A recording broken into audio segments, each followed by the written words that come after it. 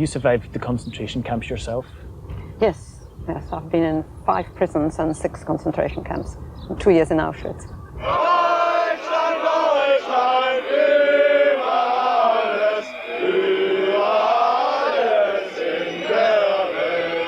Surely it couldn't happen again. Oh, surely it can happen again, yes. I'm afraid it all boils down to education, or the lack of education into the Holocaust, these past 48 years. What should be done?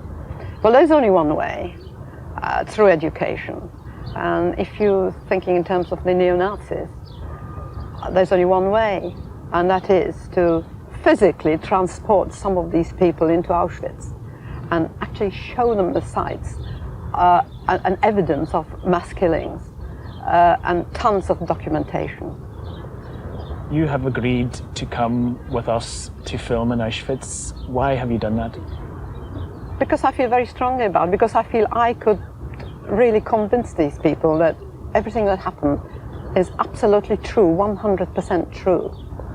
And because I've been there such a long time, and I'm one of the few people still here today.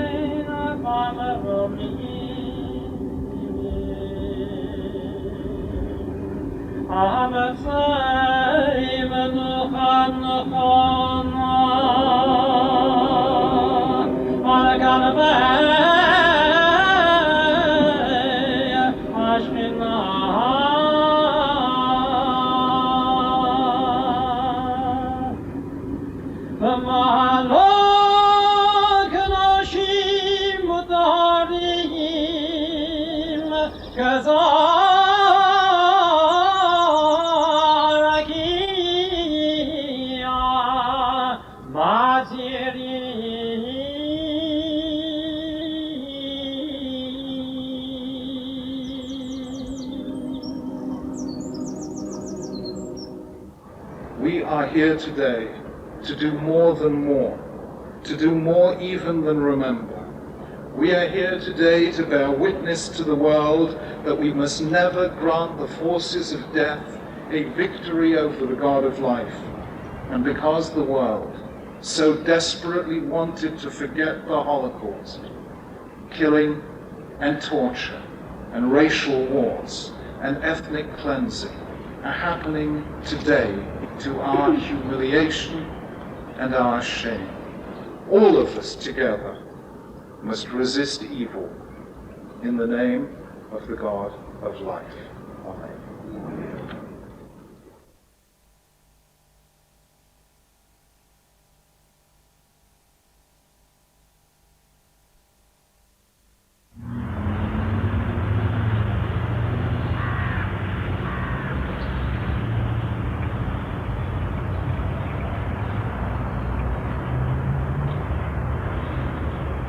Are you a typical member of the British National Party? Well, I say I am, firstly, within the British National Party, a British racial nationalist, but my own tendencies certainly lean towards those of National Socialism. In Britain and in Europe and anywhere there is a white man standing, the ultimate threat is basically the genocide of the race, the ultimate extinction of the white race. And I say, as far as I'm concerned, there's no wishy-washy things about it. That is ultimately what we are trying to prevent, and ultimately what will happen if the British National Party or similar groupings aren't successful. Genocide? Yes, genocide through race mixing.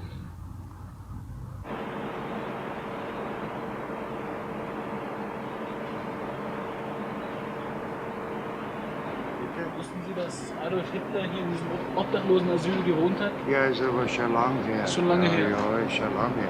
Ich wohne auch da jetzt, ja. Ich bin aber nicht unter Dritte, das ist schon 50 Jahre her.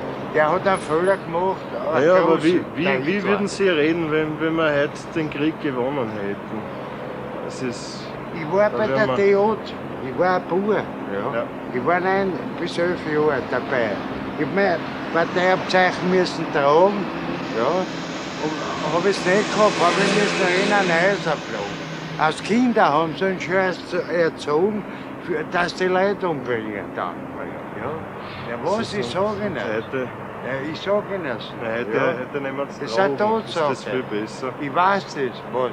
Heute sind wir besser. Nein, jetzt sind wir nicht besser da. Unsere Jugend ist vertrudelt. Heute traut sich gar nicht mehr auf die Gassen gehen, weil unsere Jugend vertrudelt ist. Ich sag Ihnen das, wie es ist. Ja, Ja, aber. das mache ich nicht. Also, danke. Ja, klar. Was? Ja, Eine eigene anschauen.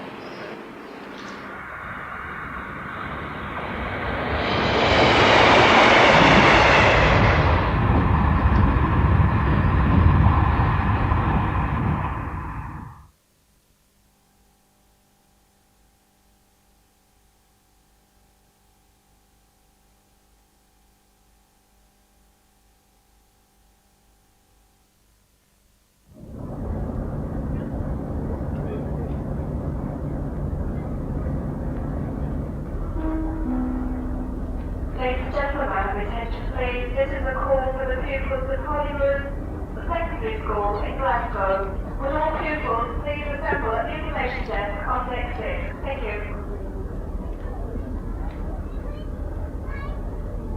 Have you got a girlfriend? Not at the moment, unfortunately, but believe me, I'm heterosexual, man. Will you get married? Oh, they certainly will get married. If anybody will have me, I'll certainly have children. Because I believe that the procreation of the race is an ultimate. There's no use me bawling and shouting about the preservation of the race if I don't believe in the procreation of the race. What are those you've got there? But what I have here is basically a selection of racial nationalist material which is available in Britain just now. The first things I've got is actually British National Party literature. This here is a British National Party publication. It is the British Nationalist, and this is actually the voice of the BNP on the street. This is what we sell at street corners, we sell at football matches, etc. And we hopefully sell to some friends. The next issue here is it's a tongue-in-cheek look at British nationalism. It's a publication called Thorwood. It's produced by a group called Resurgam. And it's mostly a tongue-in-cheek look at British nationalists on a very serious subject. Inside it, it's jokes and cartoons and how to spot a lefty, etc. But it's actually got quite a wide circulation. A couple of other issues I got here is etc. stuff I get from America. This is a thing called here, which experts lower Holocaust numbers. This is a more revisionist type magazine. If you read some of this stuff, like the one about the Holocaust, it's terrifying what it says in there. Those are some of the most dangerous ideas I have ever read. Well, as far as I'm concerned, history is not dangerous. What do you call it? I believe lies are dangerous. Well, certainly are. And for the last 50 years, lies have been perpetrated on the German people. I'm not saying that Jews didn't suffer, not at all. That'd be stupid. But what I am saying is there's certainly no orchestrated campaign for a genocide of the Jewish race. There's no actually no proof for that at all. And I've said it previously, and I'll repeat it myself. The Holocaust has more holes in it than I've seen Nisbet's vest.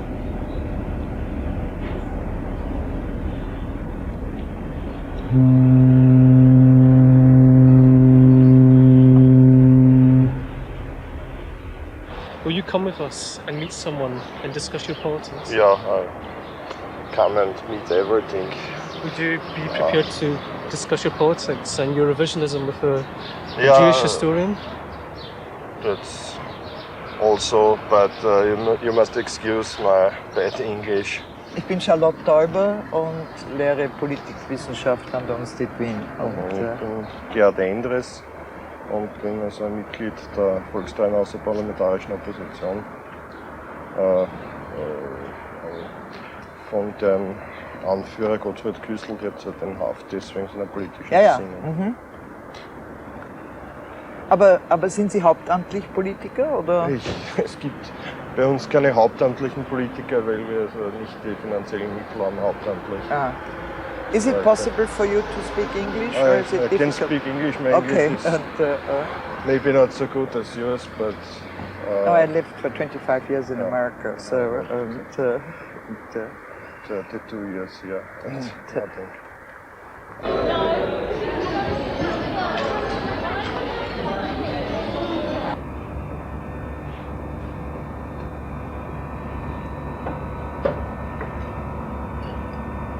Here in German we are called mass murders. We are called mass murders. We had a propensity for mass murder and thought it was a great thing, huh? No, I don't think. You don't hear the voices. They were proud of that. And they were proud to say, ha, we got really rid of the Jews. And there are people now who say, what a pity they didn't get all of them. I was on the St. Stephen's Square in '86, and in 1.5 hours, I heard 49 times, what a pity that Hitler forgot about you. Yeah, when I see my comrades in jail, and when I see Egon Baumgartner was a 64-old man who was sent in jail for little stickers with a swastika and died there.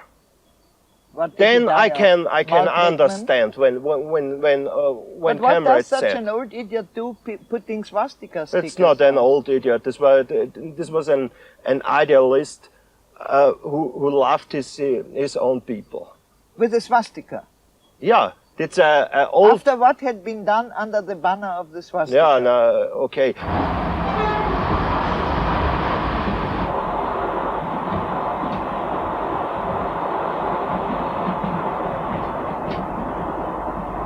Members of the NKVD were mostly why do you have that hang up with Jews? Because I mean, they built a secret government here in Germany. But you see, these conspiracy theories are really just make life hard for you, because I can shut up and live, but I will not shut up. But why should you live with such a sad delusion? Mesdames, Messieurs, dans quelques instants, nous arriverons à Paris Nord sera le terminus de ce train. Nous espérons effectuer un agréable voyage. Assurons les descentes de le varier oublier votre place. Paris Nord ici, Paris Nord, gare au terminus.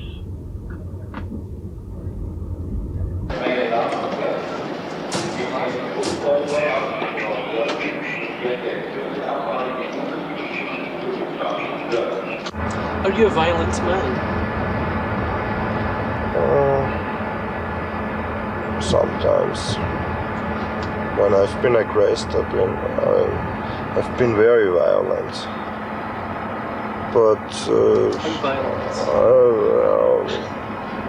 when I must defend myself, my friends, I can't be very violent.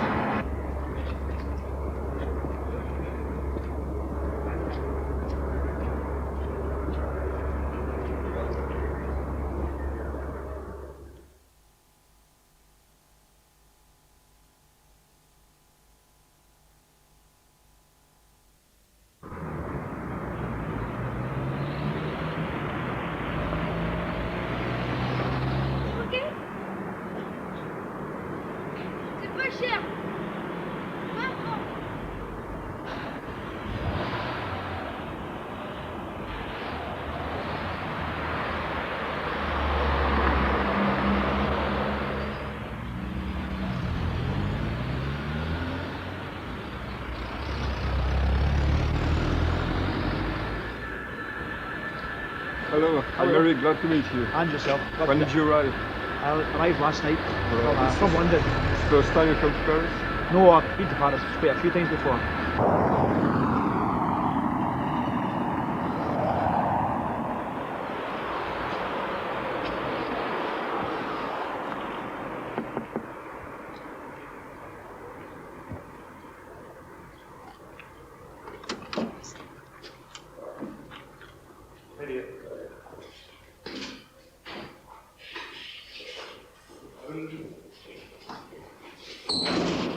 Kitty Hart, huh?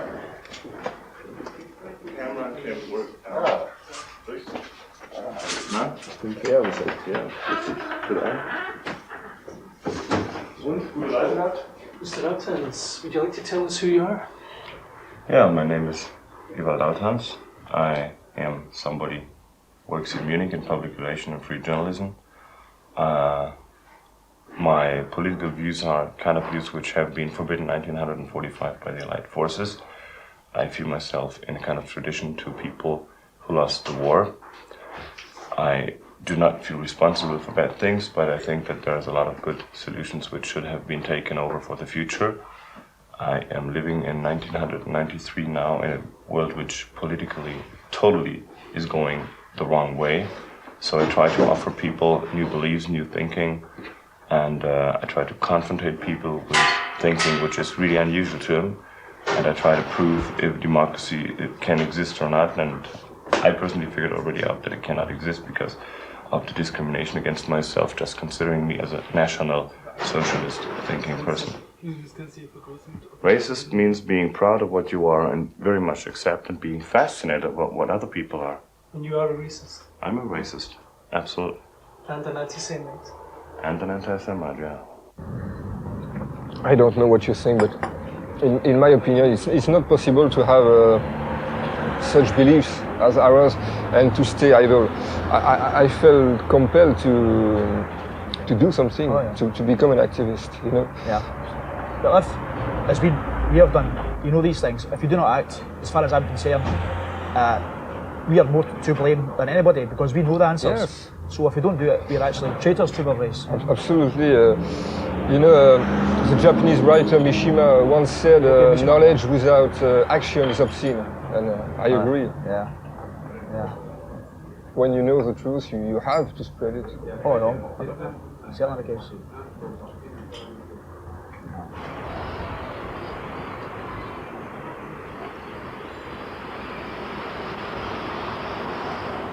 The one thing what very much interests me is that Hitler is a man who proved that it is possible by the strength of will to get an incredible high power in a very short time. The problem of foreigners in Germany means a bigger and bigger raising foreign community like you have it today with black communities, for example, in New York, in London, in Amsterdam, and wherever, you know? And this means heat, because cultures are crashing together. There is just one way, theirs or ours. And we have to find a point of view how we want to have it, right? And I prefer sitting in a beer garden and having my nice beer and having my music. And I don't want some people with spears and rap music crashing through the beer garden. And go in the cities, go and look down there when they make their war dances and stuff. You know, go around with their hat, making their propaganda. I don't mind they having black racism, but I don't want it here, right? I don't want it here. France, le peuple, liberté! France, le peuple, liberté! Un travail pour les Français! Un travail pour les Français!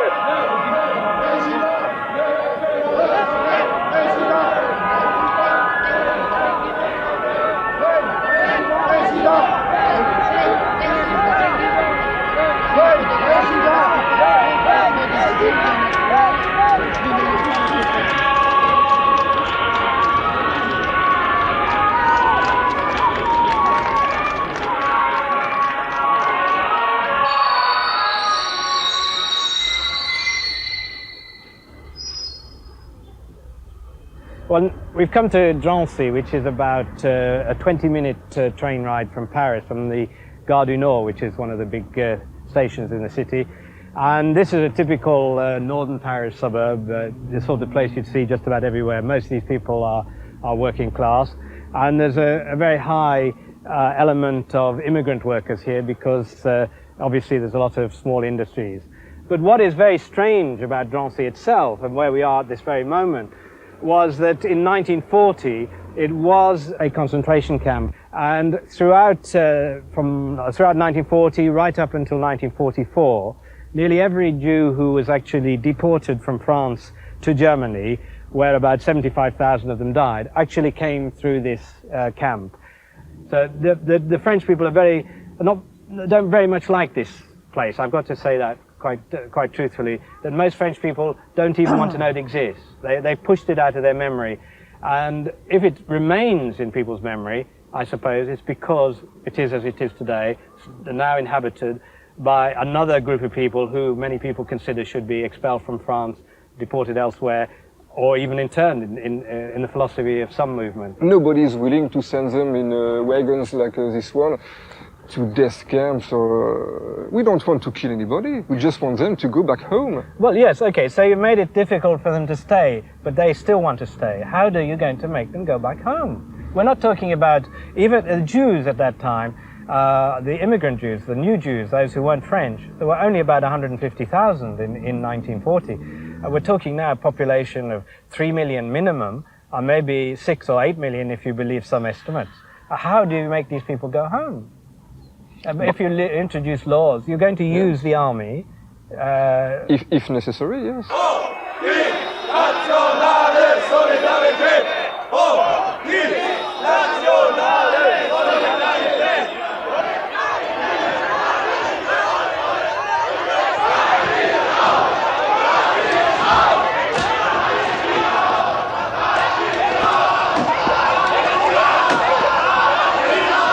There's no room for Mr. Nice Guys or Mr. Compassionate. That when your race and nation's at stake, there's nothing else matters. So violence in your case would be justified. No, violence I never said violence would be justified. Well, it seems to be that the proof of history is that in the end you have to use violence to induce the situation you want, to force people to go somewhere they don't want to go.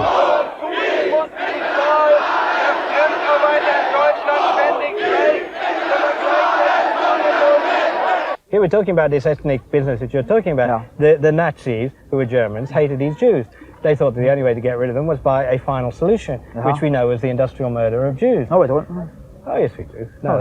Anyway, you don't agree either. I know that in France the laws are very strict on this subject, and you're not allowed to deny the Holocaust on the pain of a court case. I mean, this is the same problem we have. If the evidence comes from the Nazis themselves, why deny it? I mean, it can't be invented evidence because it comes from the Nazis and it's signed by the Nazis, and there's no Nazis I know who ever denied it. Deutschland, Deutschland, über alles in der Welt, denn es ist Schutz und Schutze, nicht zusammenhält, von der Macht bis an die Welt, von der Welt bis an die Welt. Deutsche Frauen, deutsche Treue, deutscher Wein und deutscher Sang. Tell me how you feel. Pretty good. It's a kind of inside orgasm. Inside orgasm?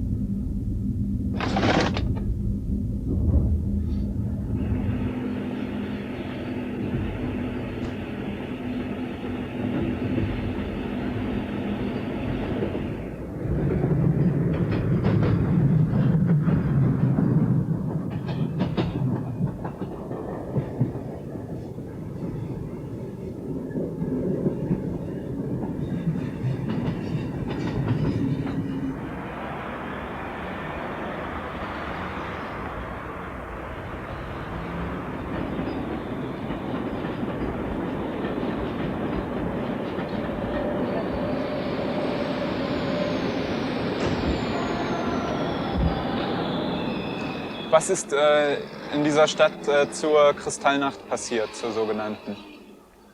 Die Kristallnacht war furchtbar.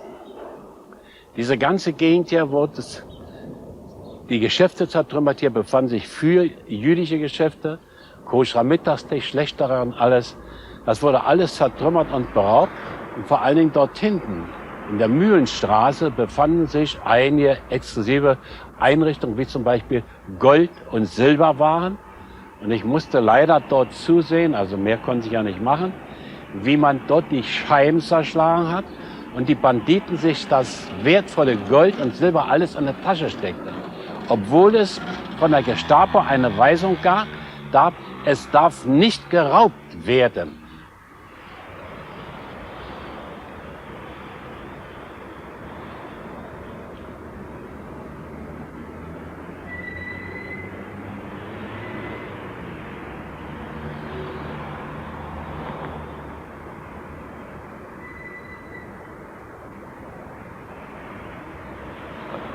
Was ist übrig geblieben von der jüdischen Gemeinde, von der jüdischen Gemeinschaft nach dem Krieg? Es ist nicht viel, zumindest also diesem Teil sehr wenig. Ich weiß, dass wir hier etwa 160 jüdische Bürger noch hatten, die offiziell in der Gemeinde gemeldet waren. Es gab natürlich auch mehr, die nicht der Gemeinde angehörten, aber es waren sehr, sehr wenig jüdische Menschen. Diese Ecke war ja hier vollkommen zerschlagen. Diese Häuser hier und da drüben, die sind alle neu entstanden, sind alle wieder aufgebaut worden, um die Menschen unterzubringen. Und mit der Einheit, die hergestellt wurde, ist Berlin natürlich im Gesamten mehr angewachsen an jüdischen Menschen. Aber niemals so viel, wie wir vorher hatten. Wenn wir uns überlegen, dass in der großen Hamburger Straße die Sammelstelle der jüdischen Menschen, die von da aus weitergeschickt wurden, alleine 55.000 Juden verschleppt wurden in die KZs nach Auschwitz, nach Theresienstadt, nach Treblinka und anderen, kann man sich vorstellen, was hier an einer großen Anzahl von jüdischen Menschen wohnten. Na, Sie sind bereit, mit jungen Neonazis zu reden und auch mit den beiden, die wir hier für unseren Film haben. Was würden Sie denen sagen? Und ich würde fragen, was Sie denken, was Sie sich vorstellen und würde mich über diese Dinge mit Ihnen unterhalten. Ich weiß ja nicht, welche Meinung Sie haben. Muss man abwarten, nicht? Why are you refusing to talk to Mr. Munter? I'm not actually refusing to talk to him. Yes, you are. What he asked me was that he wants me to explain what I believe in. I don't see that I should need to explain to him what I believe at all. But you're refusing to talk to him? He doesn't count. Only people I'm interested in speaking to are people who I believe are susceptible to the British National Party or British nationalist message. I don't need to speak to the Jew about it. Mr. Munter is a nice, friendly old man. Can you not just respond to him as that rather than some kind of stupid racial category? He may be your friend, certainly isn't mine now. This will make you look very bad to people. They'll be watching this and just think he's a bigot, that he won't talk to this man. Maybe that's the case, but it doesn't mean I need to explain myself to him.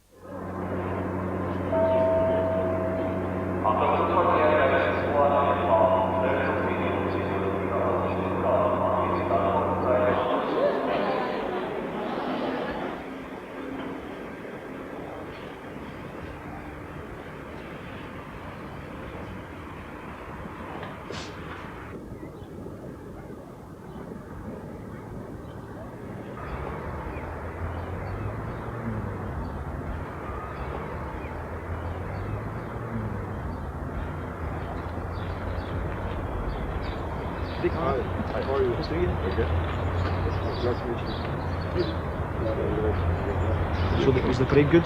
Yeah, they tried to attack us and with one jump on the wall and I hold him on the ears but they ever jumped on the wall. It seems like the Reds everywhere in Europe are always the same. They like to come in big numbers but they don't like to stand and fight. Doesn't matter at all. Disgusting. So when did you leave last night? Overnight?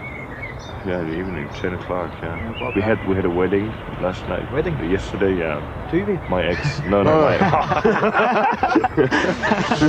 my ex-manager of my office, my marriage, his wife, officially now. So did you have some beers, huh? Pardon? Did you have some beers then? No, the night before. The night before, yeah. Us too. Wedding doesn't mean drinking in Germany. Does it not? No. I'm afraid in Scotland it does. Probably. Okay, so what are we doing? I don't know what our plans are. You don't know yet. We'll Go for a walk.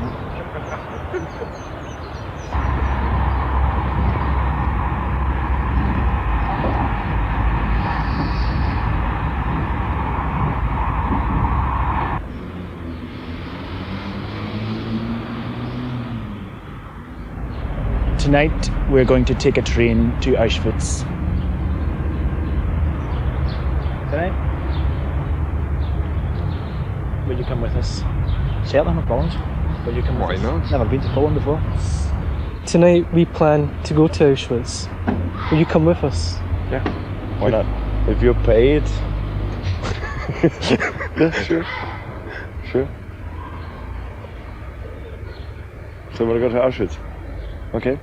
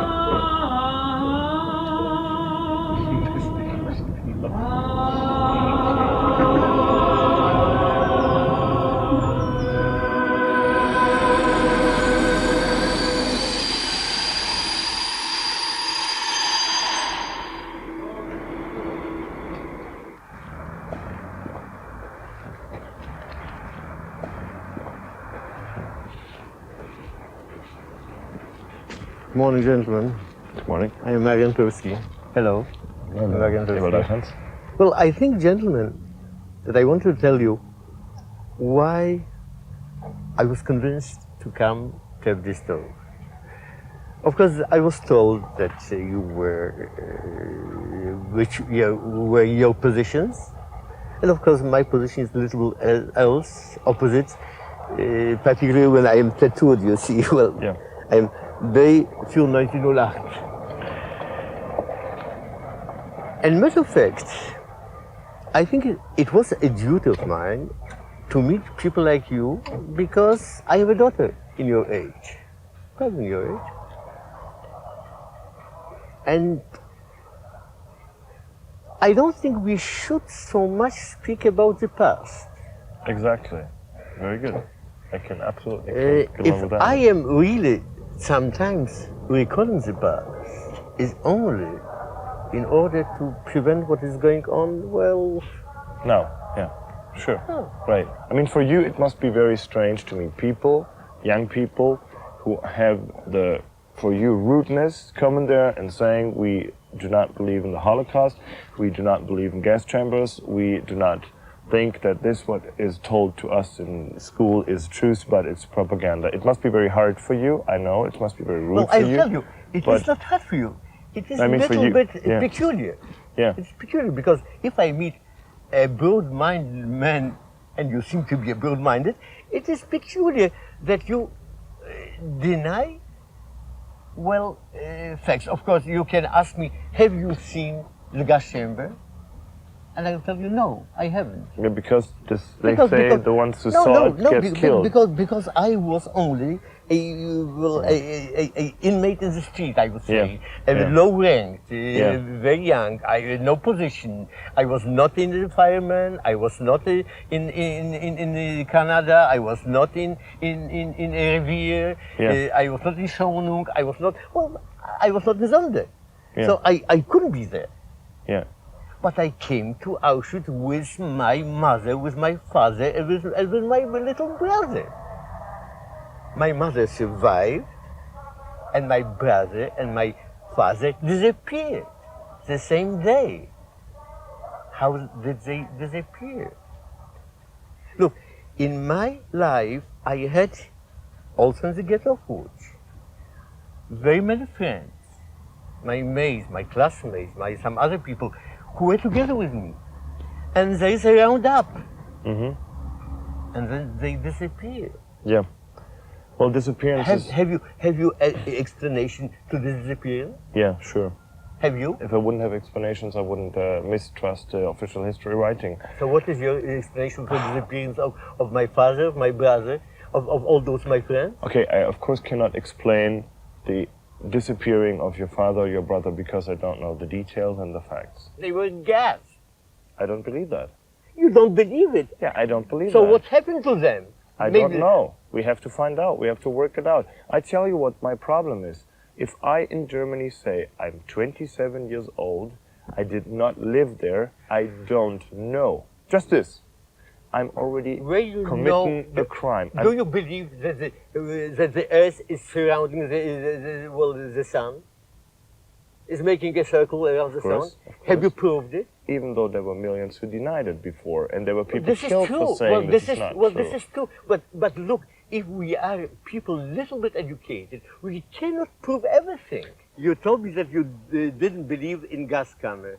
Well, incidentally, it was, usually in the correspondence, they didn't use the term gas. It was Leichenkeller, Leichenkammer, and so on. In Germany we always name things like they are. We call it Leichenkellers, and gas chambers. But I brought for you, for your information, a Xerox, and when you will be in Auschwitz, you can ask them to see the genuine. Here you have, where it is used once, gas camera. You see? Yeah, I can give you even a little bit. Can I really see this paper for 1 second? Well, I'll give you here. Oh, very nice. Oh, it's even bigger. Okay, this You is. can get it in Auschwitz also.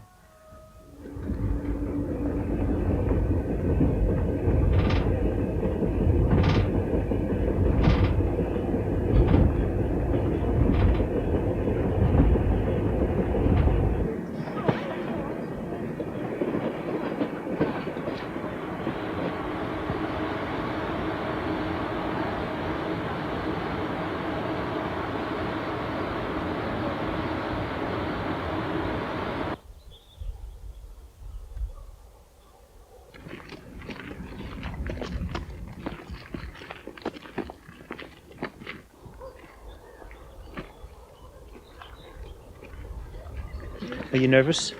No. Should I be? They're very convinced people. Oh, well, I don't for 1 minute think we're going to convince them. I don't think they believe what they're saying anyway. I think they're just doing it because to them it's such a marvelous income. The Holocaust has been a wonderful thing for them, hasn't it? One's got Porsche and he runs around the world and he's got a good time. He really doesn't know how else to earn his living, does he? Oh, it's a marvelous way to earn your living, isn't it? If you have no other profession, all you've got to do is make up a few stories. So we've come to give them a history lesson, shall we say, right? They probably won't believe. Oh, I think they will believe. They know it's here. They just, make believe as far as they're concerned, I think. At the end of your book, you made a strange comment, which is you feel as if you belong here in some way. What did you mean by that? Yes. Oh, because I feel I've never been away from this place. So when I come in here, it's just like, sorry to say, it's just like coming home, isn't it? I know every little bit of ground here. But of course I see it differently. I don't see it the way it is today. I thought of 4 people. Hello. Kitty Hart. Hello. This is Hello. Eric Sausset from Paris, Stephen Cartwright from Glasgow, and Ewald Althans. Hello. How are you? Right. Well, it's very nice to meet some phony Nazis because I've met so many real Nazis. So it's very nice to see the new Nazis. New Nazis, not phony Nazis. Well, I call them phony Nazis. Okay. You call them the new Nazis. Nice to meet you. If you call me a phony Nazi, I'm not interested in conversation anymore. All right, the it's new already Nazi. in bingo. That's fine. New Nazi is good enough for me. Great. All right. Now, all I want to do is to give you just a little lesson in history, because you know your history, which you know differently, and I know history slightly differently than you do. Because, for simple reason, I wasn't here one day, and I wasn't here 1 month, and I wasn't here 1 year, but I was here almost 2 years. So I know the place pretty well, and my records, for your information, in the archive is actually listed the date of my arrival and my block transport. And also you can go to 3 prisons in Germany: Bitterfeld, Halle and Dresden, where you find my prison records. May I ask you what the purpose was for you imprisoned? Yes, my purpose was to save my life, and I came into Germany to save my life from Poland. From Poland. You're Jewish? Yes. Yes. And I tried to save my life. You joined the Communist Party or something there? Communist? I was asking. Well, I was a schoolgirl at 13, so I hardly was a communist. I simply wanted to save my life because I was on the run from the ghettos. Yeah. Anyway, because the Polish were very rough anti-Semites, right? Oh, sure. Yeah. Sure, but I joined the Poles who were brought to Germany to work in the IG Farben in Bitterfeld, in the Aluminiumwerke. So I worked in the Aluminiumwerke, and every morning I said, Heil Hitler. Did you know? Heil Hitler. Well, I don't care. Well, I just tell you. You said that? Only I said, Heil Hitler. I'd get 6 months prison if I would say this. I said. Okay? Yeah. But they didn't hear it, of course. Anyway, cut a long story short, I was in prison and I was sentenced to Auschwitz in 1943, and I was brought in here with a prison transport from Dresden, 123 women, there were men as well.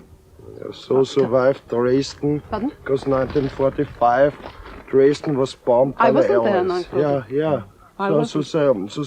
So you survived Dresden. Oh, I wasn't there in 45. The Allied killed. Bombed, yes. Killed tracks. That was after. That was afterwards. After. But you have survived. Yes. Because you are here in Auschwitz and not in Dresden. Good. That's good for me. Now, I came into Auschwitz, and that's my number. This is my number, actually, 99934. It's been in a bottle for many years because I haven't done anything to it. This was my mother's number. My number came from my arm, which I had removed for a very good reason. Well, many reasons, but this is my scar. But I had it removed because I thought I'll remove it out of my head.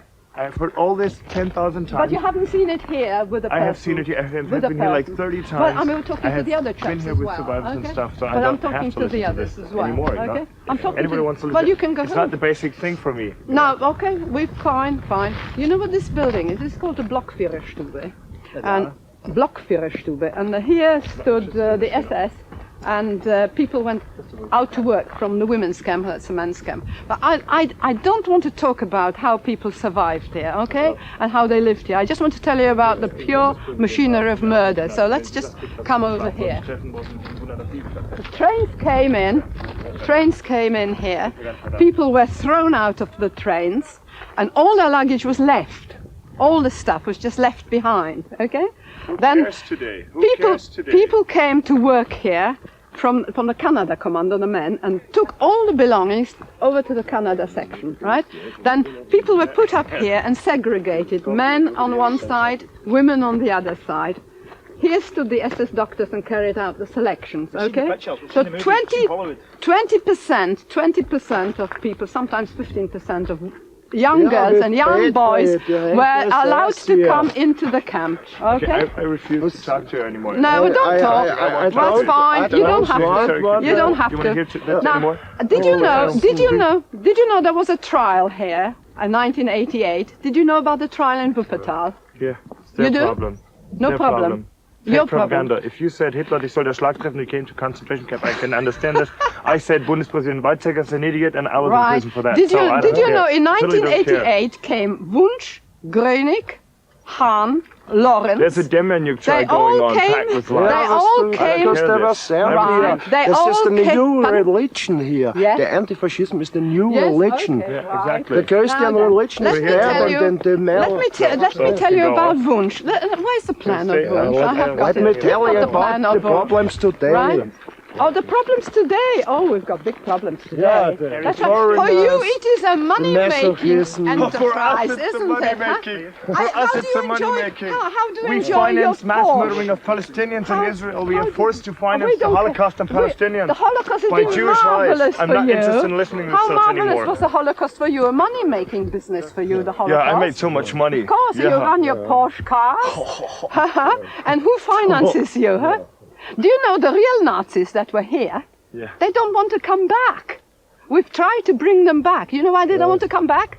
Because they've learned their lesson and they know all about this and they No, they because don't. They you want to took forget. 90-year-old men, even in beds in the courthouses, and you hanged them. That's not like true. Altukovic and others. What is with Ivan Demjanjuk? I don't know about them. I'm not talking about them now. I'm talking to you about Weise, right? Learn history. Oh my God, love me.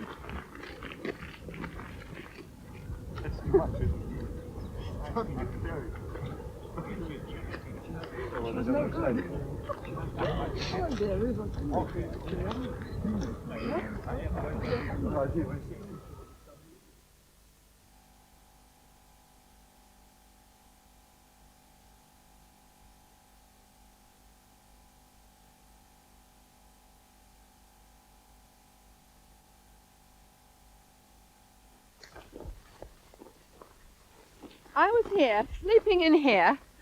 I think we were about 200. We were quite well accommodated here. 200 and another 200. There were 400 of us in this particular work group. And there were windows here with a view straight onto the crematorium. And here we were lying on the grass. There was quite a good lawn here. And during the day we lay here and people were brought in here on foot. Always on foot, and they were taken through this gate, and can you see the woods? That was absolutely swarming with people. Thousands of people were just sitting there, and children were playing, and mothers were looking after the children, and they didn't know that they were going into this crematorium. And I'll tell you that very often the children used to pick flowers.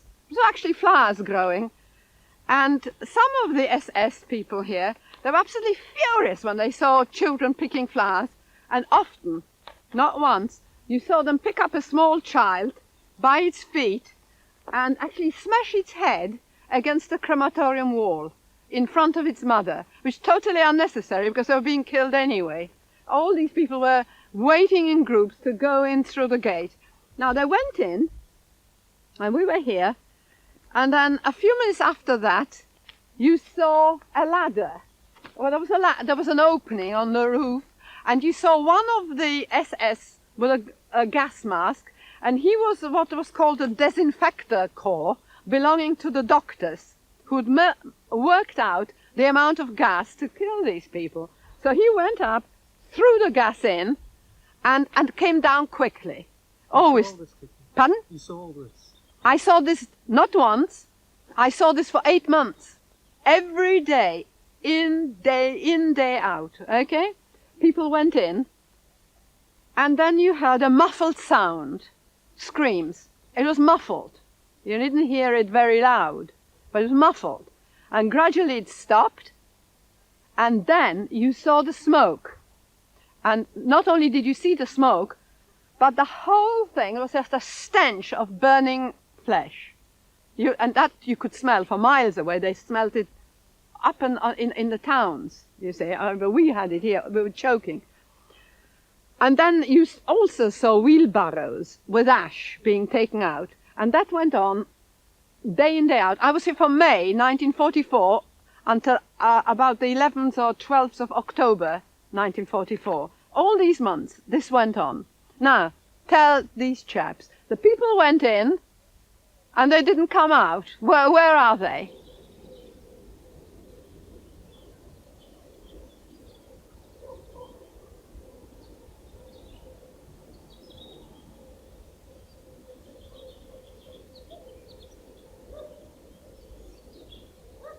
If you really thought about it too much, you would have committed suicide. And that was very easy because the fences were here. All you had to do is touch it. That was it. But somebody had to live to tell a tale.